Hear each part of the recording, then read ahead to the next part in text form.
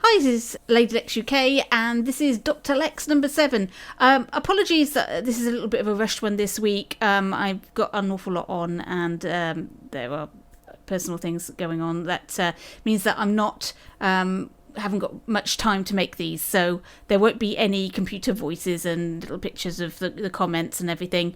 And I'm afraid I don't have the names of the people who actually asked for these things, so I'm sorry you won't get a shout out this week, but at least I've done the work, so enjoy the video. Right, our first request was how to teleport through a door. Somebody had made a mechanic that allowed them to teleport through the door, but they didn't know how to get it so that you could teleport back through the door the other way. Right, okay, so we have a scenario here where we've got a door in a wall, and my character has the ability to teleport through doors. So he goes up to the door, and a little triangle appears above his head. I press triangle. I get a little special effect, and then he's teleported through the door. And it also works the other direction.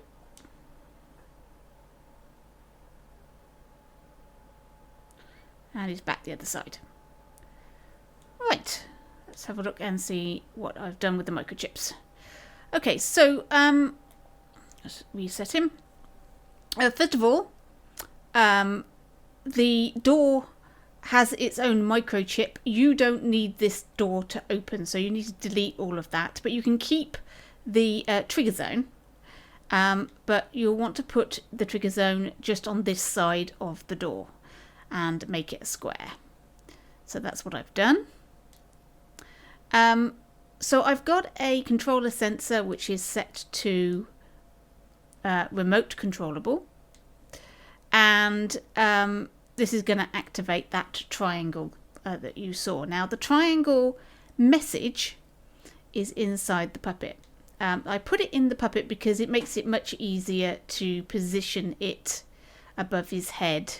The way I've done that is I've gone into in scene and face camera, and I just pulled it up until it was above his head, and that triangle will always face the camera so you can see it from all angles, and it's above his head, which is ideal.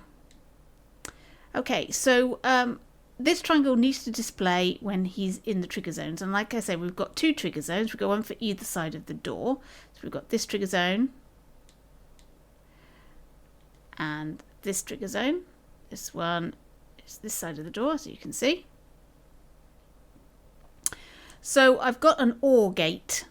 I just wired the trigger zones into that, and so I've only got one wire going into my text displayer. So if either one of these trigger zones is activated, they are looking for a possessed controller sensor. Then the text will display above his head.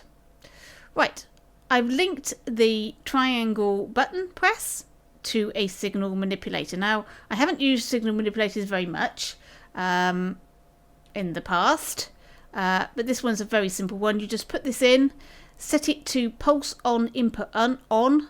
You don't need to touch anything else, and the output then goes into some AND gates. So what we're looking to do here is see if, first of all, is the player in the trigger zone, and have they pressed the triangle button. Now the reason we're going through the signal manipulator is because if the player held down the triangle button, then they would be setting off the teleport backwards and forwards, and it wouldn't work very well. So we only want a pulse. So when they press that triangle button, it's only going to happen that once. So we've got an AND gate here, and that goes to a timeline, and inside the timeline we have got the animation for our teleport. So what I've got is a paint effect on my player, and this keyframe just changes the opacity. So if I open up the if I can grab the, it's a bit difficult when it's on the puppet. Oh, Right, hang on. Because it's invisible, it makes it difficult to see. Right, can we get it open? There we are, painting. So if I highlight the keyframe, you'll see the opacity is up to 100%. So you set your opacity to your painting to 0, and that will make it invisible. And then you put in a keyframe to make it 100%, and that will make it visible. Do the keyframe first, then set it to invisible. Makes it easier for yourself. And then I've got a sound effect as well. Right, and then linked to that, on end trigger, I've got a teleport. This teleport is looking for a tag called back. That tag is behind here. Let me just turn on X-ray. There we go. There's our tags. So we've got one here. That one's called back. If I was to go in, there we go. That one's called back. And then, surprise, surprise, this one is called front. So these are our two teleport positions. They're roughly at the same height as the puppet's midpoint here in his groin. That way you don't get them bending or falling down. If you try and get it in the right place, it'll teleport and you won't get that weird dropping or bending. So this teleport then, that's all it does. Once the special effect is finished, it then teleports the player. And that's on end trigger is a pulse, so it just does it that one time, so you're not stuck on this side of the door not being able to move. And you do exactly the same for the other side of the door. So you've got trigger zone for the other side of the door. You check to see if they've pressed the button, and if they are in the trigger zone, then you do it. You just duplicate your special effect, and then you've got a teleporter. This time is teleporting to front. Now I've got this either side of a door. You don't have to have it either side of the door. Obviously, this can be somewhere else, completely a different part of the map. So this is just a basic teleport, but the poster wanted specifically they're going backwards and forwards through a door. Now, in terms of teleporters, this is what I recommend you do in order to make sure you teleport the right thing, because you don't want to teleport the door, because that would be the wrong thing. So what you do is you get your teleport, you put it in the puppet like so, and then you drag it over to your chip.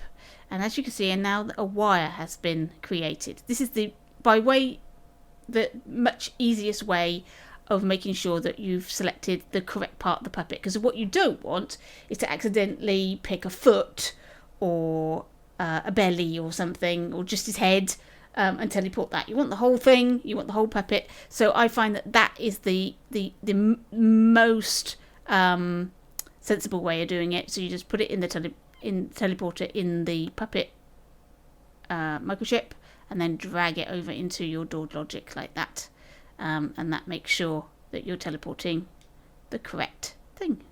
So there it is. It's pretty simple. Have an experiment with that, see what you can do with that.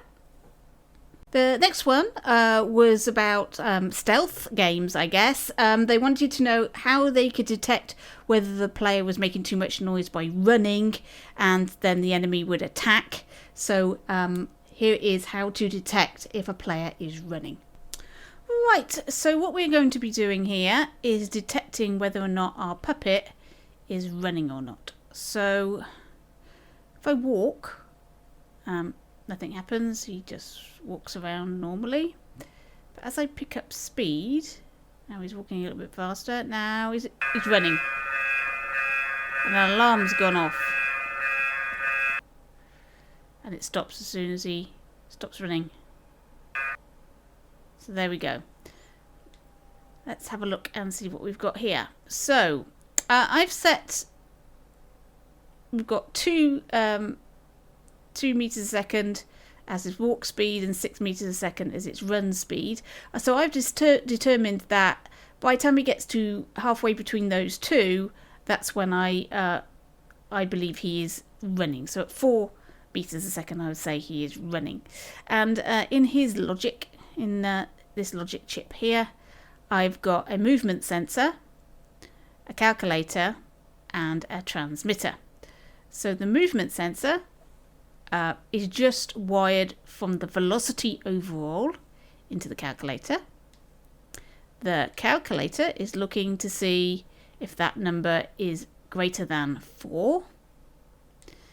And if it is, then it's passing power into this transmitter, which is called running. And then over here is my alarm. I turned off panning, so I went into this and turned off auto 3D panning so that it's everywhere.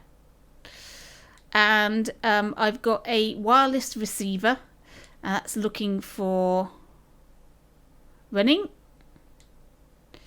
and when it finds a transmission from running and it's looking for that everywhere in the scene, it's going to start the warning alarm sound. Right, the question that I had was, how do I stop a puppet from doing a punch if he's in a crouching position?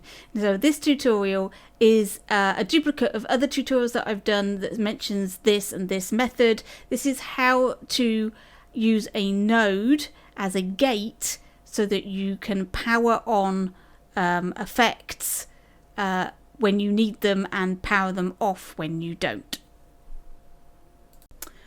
Right, I keep getting asked very similar questions to this, and there are couples of methods that you can use to do this. I think this is probably the simplest. I have shown this before, but I will show it again. Right, so the question was, how do I stop my player from punching if I'm in a crouch position? So we'll turn it on. I'll press R1, which is my crouch button. And now I'll press triangle, which is my punch. I can't. Press R1 again to get out of the crouch. Press triangle and he'll punch. Okay. So how does this work? Let me just remove all of our wires. Let's pause it for a second. Okay, so what we have here is a controller sensor. If you were making this, you would put that in the Puppet microchip, and that already has a controller sensor in there. Because I'm doing this in a separate microchip because I didn't want to keep going in and out of play mode, I've used a remote controlled controller sensor for this. But like I say, you would have this in the Puppet, and you would use the controller sensor in the Puppet for this. So we're going to choose R1 as our crouch button, and I'm going to wire that to this selector to the move to next output. So the selector always starts at A, unless you do something weird, but it will always start at A. And so when I press the R1 button, let me just turn it on and you'll see it now goes to B. If I press it again, it goes back to A. So this is a toggle between A and B. So status A is not crouching, and status B will say is crouching, and we'll wire that to our crouch keyframe. So now when we press R1, he's doing the hokey cokey. So we're toggling from crouch to not crouch. Now we're going to put in our punch. And obviously I've got just a single keyframe. You might have a timeline with a proper punch in it. The principle is the same. So triangle button goes to this node, and the node goes to the keyframe. Don't worry about this wire. This is created by the node. It doesn't do anything. It just gives you a socket outside of here. So don't worry about that node at all. So the triangle button is now being powered through this node. So this node doesn't do anything at the moment because the power is going into the node and coming straight back out again to the keyframe. So when I press triangle, he'll do a punch. Now if I left it at that, he'll be able to punch in the crouch position, which is what we don't want. But it's very simple to turn off the ability. So when he is not crouched, we want this to be powered.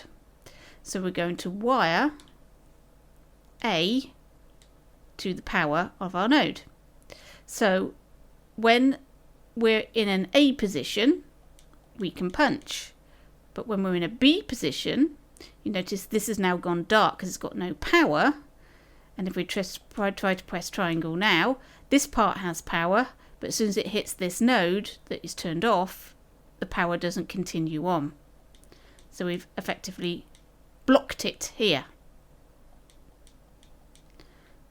So on, punch, punch, punch, off, and we can't punch anymore. So it's as simple as that. And this is true for anything that you want to run this way.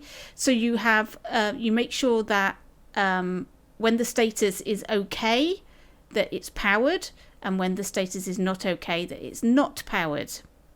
So you want to make sure you use something like a selector or a not gate or something like that, and always make sure that it's only powered in a certain state, and that way it will work. This is an amalgamation of a few comments actually. People are having difficulty attaching things to puppets. That might be whole outfits, weaponry, bits and pieces, hats, that sort of thing. They are attaching them and they are not acting as they expect. They're either following the puppet, or they're falling off, or they're staying in the same position and just not coming with the puppet at all. So this is another explanation. I have done this previously, but this is my final go at it. How to scope and how to group and how to add things to a puppet. Right, I'm still getting messages from people who are confused about adding clothes to puppets. Let me go through it. This is the last time I'm going to go through this because I've done so many videos on this previously, but let me try and explain what is happening when you're doing these methods. Okay, so we want to create a top on our puppet. So we scope in, we select his chest, make a copy. This is what people are doing. They're making a copy like this. They're making it slightly bigger. And then they're going into sculpt mode and they're cutting out a neck piece like that, and we'll change the color of it so that it's definitely a different colored thing. Okay, and it's already in the group, so they're just putting it back onto the puppet like this. And they go, yes, that looks good, that looks fine. And then they go into play mode and it falls off. And I don't understand it. If I pick the puppet up, it's not attached. But if I scope out and pick the puppet up, it's attached. It's attached to it. It's grouped to it. So why is it falling off? I don't understand. Right, okay. The reason it is falling off is because the object was not changed to immovable. It is currently movable. That means gravity is taking it down. So we'll just unclick on that. Okay, so we've done that. Now let's have a look. Okay.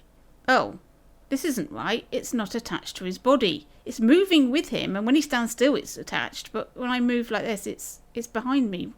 That's not what I want either. Now, that is because the object that you've just taken out is grouped with the puppet, but it's not grouped with the chest because it was a copy of itself. So there's two methods I've discovered. So you can either select the chest and your object and group them.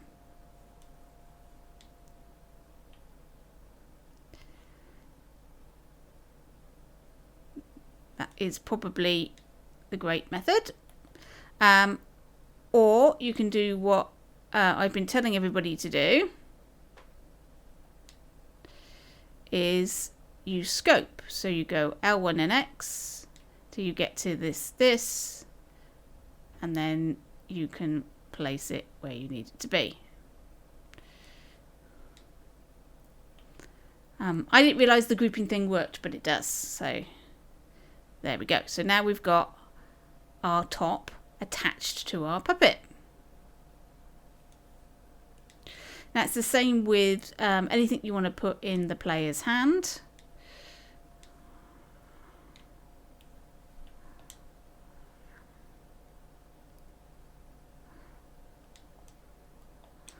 So we've got this we want to put in the player's hand. Let me just make it a little bit smaller. There we go. So we'll just put his hand out a bit.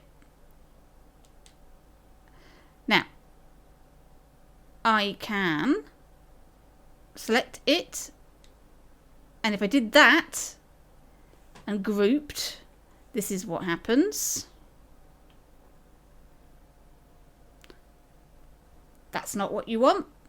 You think, I've grouped it. Why isn't it working? I've grouped it. And then you go back in, rewind it, you lift up the puppet, and it's like, it's attached to his hand. I know it's attached to his hand. Look, you can see. It's like, yeah, but it's only attached to its hand in create mode, because that's what the grouping does. So instead, you need to scope. So we'll move it from the group. Then we scope in and again until only the hand is blue. And then we place it in his hand. Scope back out. And there we are. It's attached to his hand. It takes a while to get used to. So scoping in is the way to go if you want anything to be attached to your puppet, because grouping doesn't always do what you expect. So I recommend scoping in. That is the best method for attaching anything to the puppet. Hats, things in his hands, clothing, anything you like. New head, whatever. So there we go. So don't forget, if you take anything off the puppet like this, you must make it non-movable. And it's probably also best to go L1 and circle and make it so that it's no longer part of the puppet as well. Do all your changes. Then when you want to put it back, let's just make it bigger, change the colour. When you want to put it back, you L1 and X, L1 and X until it's just the piece that you want to attach it to. And then you lay it on and let go. And there we are. And now it's attached to our puppet. There we are. That's the difference between scoping and grouping. Thank you for watching Dr. Lex number 7. I'm sorry it was a bit rushed, but maybe there was something in those videos that helped you out. As always, keep those comments and queries coming. It is your comments and your input that allows me to make these things. If you've got any ideas for any sort of longer tutorials that you want, also leave comments on those. There is some things coming up in my life at the moment which may mean that I've not got the time to make many videos over the next 2 or 3 weeks. We'll have to see how it pans out. But otherwise, in the meantime, I will catch you in your dreams.